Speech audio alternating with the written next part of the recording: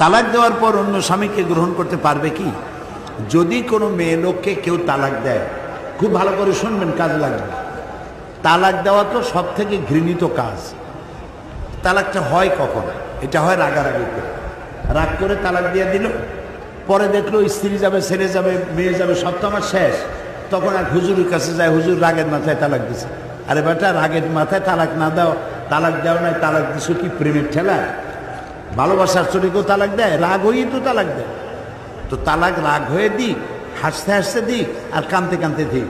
যদি হুশ থাকে আর পাগল না হয়, যে কোনো অবস্থায় তালাক দিবে, তালাক ওয়াকে হয়ে যাবে, তালাক পড়ে যাবে। তবে এটা আল্লাহ তাআলার কাছে সব থেকে ঘৃণিত এবং নিকৃষ্ট। আল্লাহ তালাক চান না।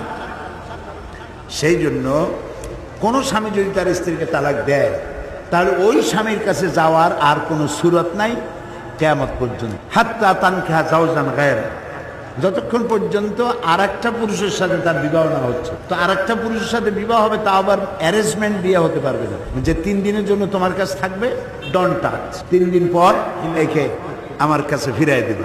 এটাকে গ্রাম্য ভাষায় হিলা বলে।